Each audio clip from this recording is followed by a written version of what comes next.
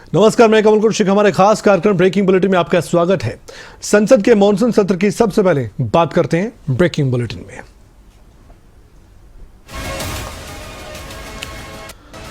संसद का मॉनसून सत्र हंगामे की भेंट चढ़ता हुआ नजर आ रहा है। सिर्फ और सिर्फ हंगामा दिखाई दे रहा है, सुनाई दे रहा है।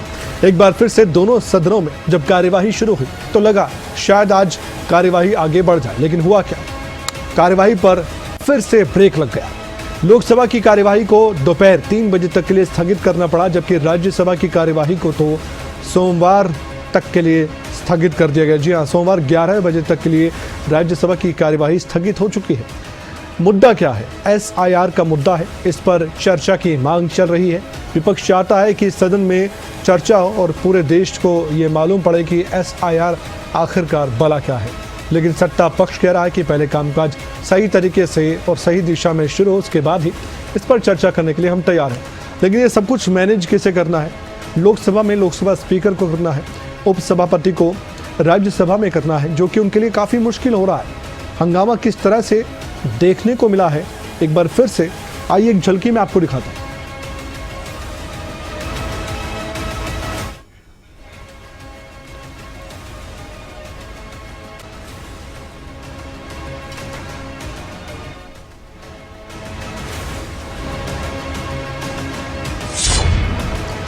अब आगे बढ़ते हैं और बात करते हैं हम बीजेपी के उस लक्ष्य की जिसको लेकर बीजेपी बहुत तेज गति से आगे बढ़ना चाहती है। बिहार विधानसभा चुनाव की मैं बात कर रहा हूं। आप जानते हैं कि इस चुनाव को जीतने के लिए एड़ी चोटी का जोर एनडीए की तरफ से और INDI की तरफ से लगाया जा रहा है। ये दोनों ही आमने सामने हैं। केंद्रीय गृह मंत्री अमित शाह भी अपने इस लक्ष्य को भेदने के लिए बिहार पहुंचे। सीतामढ़ी के पुनौरा धाम में पहुंचकर देवी सीता मंदिर की उन्होंने आधारशिला रखने की बात कही थी। 11 महीने में बताया जा रहा है कि मंदिर बनकर तैयार हो जाएगा। अगर ऐसा होता है तो सोचिए समझिए कि इस इलाके के लोगों तक संदेश क्या जाने वाला है। इसलिए ये काफ़ी ज़्यादा महत्वपूर्ण है कि इस तरह से समझा जाए इस राजनीति को। हालांकि ये मसला आस्था का मसला है, राजनीति से जोड़ना नहीं चाहिए, लेकिन फिर भी पॉलिटिकल एक्सपर्ट ये मानते हैं कि हर चुनावी दौरा, चाहे वो आस्था के तौर पर देखा जाए, चाहे वो किसी शिलान्यास या उद्घाटन के तौर पर देखा जाए, ये सब राजनीति से और चुनाव से जुड़ा हुआ मसला है। इसलिए वहां पर पहुंचकर सीधे सीधे अमित शाह अपने विरोधियों पर भी निशाना साधते नजर आ सकते हैं। फिलहाल आगे बढ़ते हैं।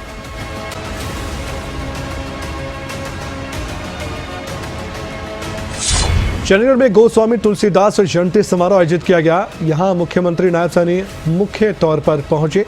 उन्होंने विशिष्ट खिलाड़ियों को सम्मानित भी किया है। मुख्यमंत्री नायब सैनी का संबोधन भी सुना गया। उन्होंने कहा कि मेरे लिए ये गौरव का दिन है, गौरव का क्षण है। गोस्वामी समाज के लोगों का धन्यवाद करना चाहता हूं। खिलाड़ियों ने प्रदेश का नाम भी रोशन किया है, ये भी कहा गया। सीधे सुनाते हैं मुख्यमंत्री नायब सैनी इस समय क्या कह रहे हैं। महाराज को अपने विनम्र श्रद्धांजलि अर्पित करता हूं।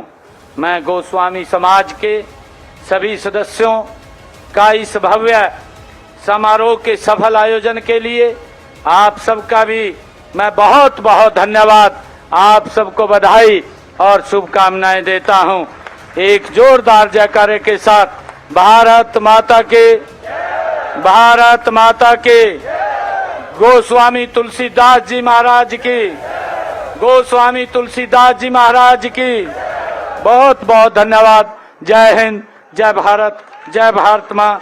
और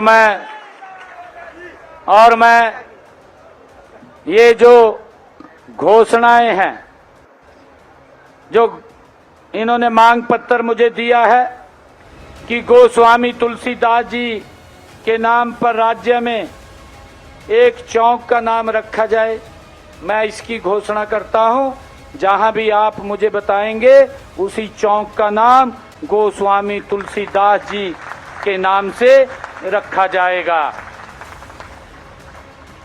आपने कहा है कि केंद्र की सूची में, OBC की सूची में गोसाई समाज को भी शामिल किया जाए, वो नहीं है। इसके लिए हम OBC आयोग के चेयरमैन को मैं स्वयं यहाँ से पत्र लिख करके आपकी इस घोषणा का हवाला दे करके उनसे इसके लिए अनुशंसा करूंगा कि इसको OBC की सूची में केंद्र में शामिल किया जाए।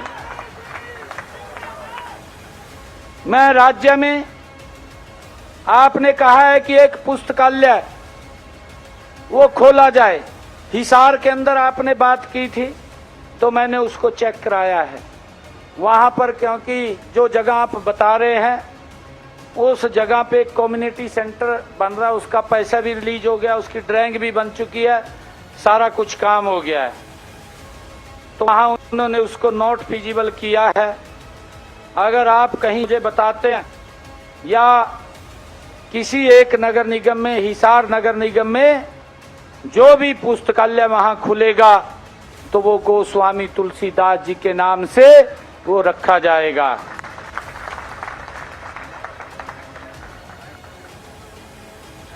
नहीं, हमने एक वहां लाइब्रेरी खोलनी है, बड़ी लाइब्रेरी खोलनी, और बहुत बड़ी लाइब्रेरी खुलेगी हिसार में, उसी का नाम कर देंगे।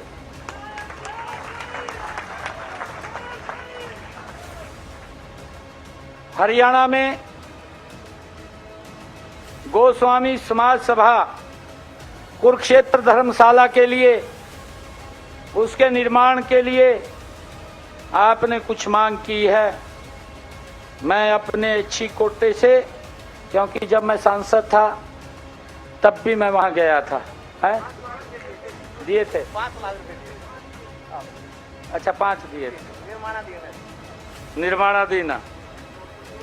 चलो मैं इसके लिए जो आपने मांग की है उतने सारे पैसे देता हूँ, कत्ती के कत्ती लाख।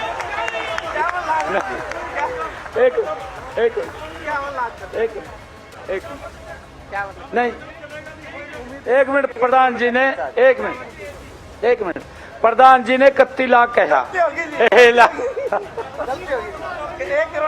आगे कर देंगे, कोई बात नहीं, आगे दे देंगे। अब कह दिया आगे दे देंगे, जो मांग रखी थी वो पूरा कर दिया। चलो, बहुत बहुत धन्यवाद।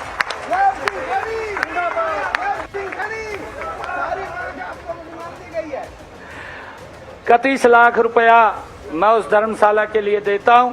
आप सबका बहुत बहुत धन्यवाद। जय हिंद, जय भारत, जय भारत मां।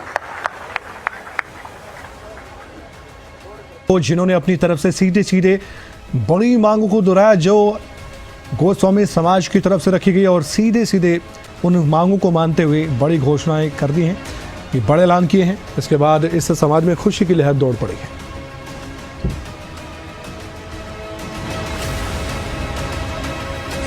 बीजेपी की अहम बैठक की बात करते हैं। सोनीपत में आज बीजेपी की बहुत अहम बैठक बुलाई गई है। बीजेपी के प्रदेश अध्यक्ष मोहनलाल कौशिक इस बैठक को संबोधित करेंगे। जिला पदाधिकारियों और साथ ही विधायकों की भी मीटिंग होने जा रही है। बीजेपी कार्यालय में दोपहर 2 बजे मीटिंग होगी। देखने वाली बात है कि किन बातों पर गौर किया जाता है, क्योंकि बीजेपी हरदम हर तरीके से हर चैलेंज के लिए तैयार रहती है और यही बीजेपी की खासियत है। हरियाणा बीजेपी संगठन को मजबूत करने के लिए मोहनलाल कौशिक काफ़ी दिनों से चर्चा में भी हैं। उन्होंने पंचकुला में भी, चंडीगढ़ में भी और हर जिले में अब बैठकों का दौर शुरू कर दिया है। सोनीपत क्योंकि उनका खुद का गृह क्षेत्र है, इसलिए यहाँ पर भी बीजेपी के पांव को और ताकतवर बनाने के लिए, सियासी ज़मीन पर पकड़ बनाने के लिए उनकी तरफ से ये कोशिशें जारी हैं। आज किस रणनीति के तहत बातचीत होती है, इस पर हमारी नज़र बनी रहेगी। फिलहाल आगे बढ़ते हैं, एक ऐसे मसले की बात करते हैं जो अनसुलझा है। SYL INLD की तरफ से नसीहत दी गई है। हरियाणा में SYL को लेकर सियासत पहले से ही तेज है। इनेलो के विधायक अर्जुन चौटाला की बात करें, उनका बयान सामने आया। उन्होंने हरियाणा और पंजाब दोनों के मुख्यमंत्री को जमकर घेरा। हरियाणा सरकार इसे गंभीरता से ले, ये नसीहत दी है। अर्जुन चौटाला की तरफ से कहा गया है कि पंजाब के मुख्यमंत्री भगवंत मान पर भी सीधे सीधे विवादित टिप्पणी करते हुए उन्होंने कहा कि वो नशे की आदी हैं और इधर हरियाणा के मुख्यमंत्री कमजोर हैं।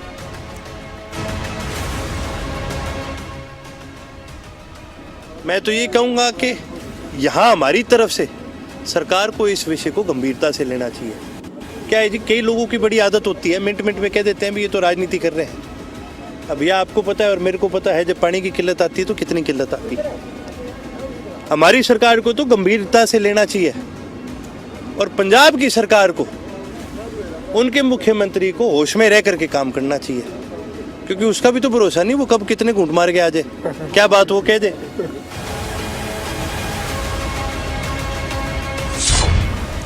एसवाल पर सियासत काफी तेज है। पूर्व मुख्यमंत्री भूपेंद्र हुड्डा ने हरियाणा सरकार को जमकर घेरा है। एसवाल पर मीटिंग का मकसद क्या है, ये सवाल विपक्ष की तरफ से उन्होंने पूछा है। हरियाणा सरकार को एसवाल पर बात करनी चाहिए, लेकिन जो हो रहा है वो सब देख रहे हैं। इस बात को लेकर भूपेंद्र हुड्डा ने यह भी कहा कि सुप्रीम कोर्ट के फैसले को इम्प्लीमेंट करवाना चाहिए। एग्जीक्यूशन का फैसला था, वो अभी तक इम्प्लीमेंट यानी लागू नहीं हुआ है। किसानों के मुद्दे पर भूपेंद्र हुड्डा बोले, उन्होंने कहा कि किसान कर्ज में डूब रहा है और किसान को एमएसपी भी नहीं मिल पा रही। एसवाईएल का जो है, ये अभी मीटिंग हुई पंजाब के मुख्यमंत्री, हरियाणा के मुख्यमंत्री और केंद्र के मंत्री। ये मेरे ख्याल पहले भी कई मीटिंग हो ली, खट्टर साहब तो जब भी मीटिंग हुई थी। मकसद क्या है इन मीटिंग हुआ? और हरियाणा के मुख्यमंत्री कहते हैं कि बड़ी वैसे माहौल में, अच्छे माहौल में मीटिंग हुई, आगे वो होगा। और पंजाब के मुख्यमंत्री कहते हैं एक बूंद पानी नहीं दूंगा हरियाणा को, किसान कर्जे के नीचे डूब रहे हैं। हरियाणा चौथे नंबर पे है। द एवरेज जो है देश में आउटस्टैंडिंग डेट जो एग्रीकल्चर का है वो 74,121 है पर एग्रीकल्चर होल्ड, मतलब जो हो गया ना यूनिट। और हरियाणा में तो एवरेज है पूरे देश की। और हरियाणा की जो है वो है 1,82,922 की। कौशल रोजगार में जब लगे हैं उनकी देश में भी कहीं बदली हो सकती है। अरे 20,000 रुपये तुम दे रहे हो, देश में कहाँ बदली करोगे? मतलब किसी से बात कर लेंगे, तो भाई किसी ठेकेदार से हम ठेके में दे देते थे, यही मतलब है ना। हरियाणा में लगे हैं तो अरे तुम्हारा वायदा था इनको पक्का करेंगे हम इलेक्शन में। अब क्या हो गया? अब राशन कार्ड भी काट रहे हैं। इलेक्शन से पहले तो लाखों दे दिए, अब काट रहे हैं। ये कानून व्यवस्था की स्थिति देख लो। जींद में 40 हत्याएं, फरीदाबाद में 46 हत्याएं, गुड़गांव में 38 हत्याएं, पानीपत में 30 हत्याएं, कैथल में 23 हत्याएं, करनाल में 24, कुरुक्षेत्र में 22, यमुनानगर में 18, सिरसा में 13। आप देख रहे हैं, आप कानून व्यवस्था बिल्कुल चरमरा गई है। रक्षाबंधन पर बहनों को तोहफा दिया गया है। हरियाणा सरकार एक बार फिर से इस बात की घोषणा कर चुकी है कि अब रक्षाबंधन के मौके पर महिलाएं, बहनें, बेटियां रक्षाबंधन के दिन भी और उससे पहले भी बसों में फ्री में सफ़र कर पाएंगे। 2 दिन हरियाणा रोडवेज़ की बसें आपके लिए फ्री हैं। जी हाँ, कोई टिकट आपको नहीं लेना है, बस आप जाइए और सफ़र कीजिए, कोई भी आपको टिकट के लिए नहीं कहेगा। दरअसल आज और कल के लिए ये सुविधा दी गई है। रात 12 बजे तक फ्री सुविधा मिल पाएगी, कल तक की मैं बात कर रहा हूँ। और आज भी इस सुविधा को महिलाएं ले सकती हैं। हर साल दरअसल ऐसा किया जाता है। हरियाणा रोडवेज़ जो कि अपनी सर्विस के लिए, अपनी सुविधा के लिए मानी जाती है और ये आम आदमी का एक जहाज़ भी कहलाता है। इसलिए हरियाणा रोडवेज़ के पहिए अब रफ्तार भरते हुए बहनों को उनके भाइयों तक पहुंचाएगी और हरियाणा रोडवेज़ इसके लिए पहले से ही तैयार है। हरियाणा के परिवहन मंत्री भी इस बात की जानकारी दे चुके हैं।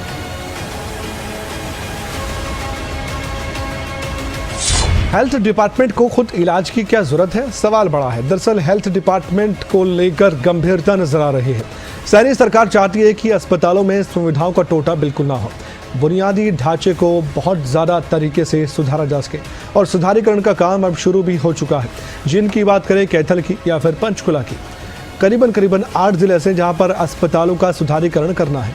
13 अन्य जिलों के सिविल अस्पतालों का भी नवीनीकरण का काम करना है। रोहतक, भिवानी, दादरी समेत 13 अन्य अस्पतालों को भी बहुत अच्छे तरीके से सुविधाओं से लैस बनाना है। मुख्यमंत्री नायब सैनी ने बैठक लेकर बाकायदा सुधारीकरण के निर्देश दिए हैं। इसकी समीक्षा भी की है कि कहां किस जिले में किस तरह का अस्पताल है, वहां पर किस सुविधा की कमी है। प्रदेश के सभी सिविल अस्पतालों के बारे में जानकारी हासिल की गई है। मॉडर्न टेक्नोलॉजी से लैस ये अस्पताल होने वाले आने वाले वक्त में आधुनिक सुविधाएं यानी कि मिल पाएगी यहाँ पर पहुँचने वाले मरीजों को, और इस बात के प्रयास अब शुरू हो चुके हैं। खाली पड़े डॉक्टर्स के पदों को भरने की भी कोशिशें की जा रही हैं। ये मुद्दा छाया रहता है अक्सर चुनाव में खासकर, और सत्ता पक्ष से पूछा जाता है कि आपने इसके लिए क्या किया। इसलिए अब क्योंकि सैनी सरकार अपना काम कर रही है, हर वर्ग के लोगों का ध्यान रख रहे हैं, हर वर्ग के लोगों का ध्यान रखते हुए जो उनसे जुड़ी सुविधाएं हैं उनके बारे में भी सोचा जा रहा है। और इससे बड़ा हेल्थ डिपार्टमेंट क्या होगा जो सीधे लोगों के स्वास्थ्य से जुड़ा मसला है, तो उसे भी सुलझाने का प्रयास सैनी सरकार कर रही है। तेज रफ्तार का कैद कैसे देखने को मिलता है, आइए मैं आपको उदाहरण के तौर पर बताता हूं। सोनीपत में तेज रफ्तार की वजह से कैसे नुकसान पहुंचा है, इस बात का अंदाजा लगाइए कि कार ने स्कूल वाहन को जोरदार टक्कर मारी। इस हादसे में 6 छात्र घायल हो गए हैं। घायल छात्रों को अस्पताल में भर्ती करवाया गया। सोनीपत पुलिस इस पूरे हादसे की जांच कर रही है। आखिरकार क्या जो वाहन चालक है उसकी गलती थी या कार चालक जिसने टक्कर मारी उसकी गलती थी? कैसे हुआ ये हादसा, किसकी लापरवाही थी, तेज रफ्तार किसकी थी, ये भी सवाल है। पुलिस इस बात पर गौर कर रही है कि अगर लापरवाही किसी की भी पाई जाती है तो उसके खिलाफ कानूनी कार्रवाई की जाएगी, क्योंकि ये पूरा मामला बच्चों की सुरक्षा से जुड़ा हुआ था, बच्चों की जान से जुड़ा हुआ था। छात्र घायल हुए, उनके परिजन काफ़ी चिंतित थे। वो अस्पताल में पहुंचे अपने अपने बच्चों का हालचाल जानने के लिए। डॉक्टर्स को भी कहा गया है कि बच्चों के इलाज में कोई भी कोताही ना हो, उन्हें अच्छा इलाज दिया जाए। क्या कुछ कहा गया इस हादसे के बाद, आइए जानते हैं। 6 बच्चे घायल हैं, अभी टूली दाखिल कराया गया है। कौन से स्कूल के हैं? लिटिल एंजल स्कूल के। कैसे हुआ, कुछ पता चला? कोई गाड़ी वाला टक्कर मार के भाग गया उनकी वैन को। तो कौन से रोड पे हादसा भाई? ये नरेला रोड पे वहाँ पे यूनिवर्सिटी के पास यूनिवर्सिटी पर एक्सीडेंट हुआ। 6 बच्चे अस्पताल में आग लग गई है। पानीपत के सरकारी अस्पताल में आग की घटना सामने आई है। ओटी के साथ लगते एक कमरे के एसी में आग लग गई है और आग लगने से मरीजों को परेशानी का सामना करना पड़ा है। अस्पताल में करीब 20 मिनट तक अफरा तफरी का माहौल था। दरअसल कंप्रेसर फटने के कारण बताया गया कि ये आग लगी है। अक्सर देखा जाता है कि कंप्रेसर एसी में जो मौजूद रहते हैं, जो एसी की हवा को ठंडा करने में मदद करता है, उस पर ज़्यादा दबाव बनता है या कुछ कमी खामी होती है जिसे समय पर नहीं देखा जाता है, तो फिर इसके बाद का नतीजा इसी तरह का होता है कि कंप्रेसर फटता है तो धमाका होता है, बाकायदा धुआं निकलता है और आग की लपटें भी होती हैं। उसके बाद अगर आसपास लकड़ी का कोई भी काम हो रहा हो या वस्तु हो या फिर पर्दे हो तो फिर उसकी चपेट में आते हैं और फिर आग लगने की घटनाएं सामने आती हैं। क्या कुछ कहा गया इसके बाद, आइए जानते हैं। मैं यहीं पे नीचे खड़ा हुआ था, fire safety officer Ravi Kumar हूँ मैं। मेरा काम आग बुझाना है। तो जब मैंने देखा कि आवाज़ आई तो मैं यहाँ से मैं सीधा ऊपर गया ओटी में। तो ओटी में आग लगी हुई थी, एसी में कोई था नहीं, उसमें ना मरीज थे और उस कमरे का दरवाज़ा बंद था। तो मैं बाहर से सिलेंडर उतारे 3-4, तो मैं आग बुझाने लगा अकेला। धुआं बहुत था। फिर मैं बाहर आया, फिर मैंने मास्क लिया, फिर मैं लग गया अकेला। फिर 2-3 बंदे आए, उन्होंने मेरी हेल्प करी, सिलेंडर दिए। तो मैं बाहर से फिर खिड़की से वो धुआं बाहर निकाला, तो मैं फिर बाहर से आग बुझाई। कम से कम मेरे को 10 से 15 मिनट लगे आग बुझाने में। तो जो ऑपरेशन थिएटर उससे में कोई मरीज था? हाँ जी, वहाँ पे डिलीवरी हो रही थी, उसमें कोई प्रॉब्लम नहीं हुई। हाँ जी। तो काम कुम भी बाधित नहीं हुआ? ना काम बाधित नहीं हुआ। मैंने वहाँ का गेट बंद कर दिया था। वहाँ की बिजली धुआं तो मेरे ख्याल से बाहर तक था काफी। नहीं, बाहर थोड़ा था, लेकिन मैंने गेट बंद कर दिया था ना। मैंने फिर खिड़की ओपन कर दी। कितनी देर रही आगे? ये 15 मिनट तक। कोई कारण पता लग गया? नहीं, ये हीट की वजह से, कोई शॉर्ट सर्किट की वजह से हुई है। तो विंडो एसी का ब्रेजर फटने के कारण ही एसी में आग लगी है, बाकी और कोई नहीं है। उत्तरकाशी में जिंदगी की जंग लड़ी जा रही है। दरअसल आज भी कुल 80 लोगों का रेस्क्यू किया जा चुका है और जब हम आपसे बात करें हो सकता है आंकड़ा बढ़ भी जाए। मातली हेलीपैड पर एक आईटीबीपी का जवान पहुंचा गया। बचाव कार्य में सभी जुटे हुए हैं। धराली में मलबा हटाने का काम भी जारी है। अब सोचिए कि इतनी तबाही हुई, इसके बाद फिर जख्मों के निशान नजर आ रहे हैं। अब तक 400 लोगों का रेस्क्यू किया जा चुका है, इसकी संख्या बढ़ रही है। 8 हेलीकॉप्टर की मदद से कोशिशें की जा रही हैं कि सभी को मलबे से जो नुकसान हुआ है उसकी भरपाई की जा सके और मलबे में देखा जा सके कोई जान तो नहीं बची है। सेना इसके अलावा एनडीआरएफ, एसडीआरएफ, आईटीबीपी के जवान शामिल हैं इस रेस्क्यू ऑपरेशन में। तस्वीरें आप देख सकते हैं कितनी मशक्कत के साथ ये काम किया जा रहा है और सैल्यूट करना होगा इन जवानों को जो कि इस काम में जुटे रहते हैं। जब ये आपदा आई, ये त्रासदी आई, तुरंत बाद जब भी सूचना मिलती है तो वैसे तो मौके पर पहुंच जाते हैं हमारे जवान, लेकिन इस त्रासदी में भी उनकी जो गति है वो तेज़ ही मिली। जैसा उनका काम है वैसा काम उन्होंने दिखाया भी है। और अभी भी आप सोचिए, ये आपदा आई, त्रासदी आई और हमने तस्वीरों को देखा, भयावह नज़ारा था। वहीं पर ये जवान अभी भी अपना काम कर रहे हैं और यहाँ पर पहुंचकर लोगों की मदद भी कर रहे हैं।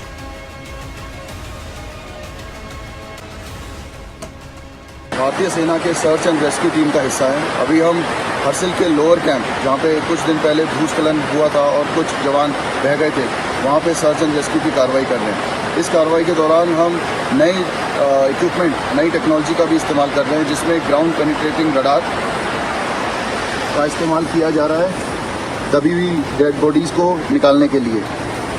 और इसी के साथ साथ कुछ नई ग्राउंड पेनिट्रेटिंग रडार जो हीट सिग्नेचर और ह्यूमन सिग्नेचर को डिटेक्ट कर सकता है ज़मीन के अंदर, उसका भी इस्तेमाल किया जा रहा है। भारतीय सेना के सर्च एंड देखिए, कल हम लोगों ने करीब 382 लोगों को वहाँ से इवैक्यूएट किया था और जैसा पहले ही आपको लोगों को बताया जा चुका है कि हमारा ये पूरा ऑपरेशन 3 दिशाओं में चल रहा है। एक तो जो लोग वहाँ पर गंगोत्री धाम में आसपास के इलाकों में स्थानीय या बाहरी प्रदेशों से आए हुए तीर्थयात्री हैं, उनको इवैक्यूएट करना। दूसरा, रोड की हमारी जो कनेक्टिविटी है जो बुरी तरह से प्रभावित हुई है उसको रिस्टोर करना।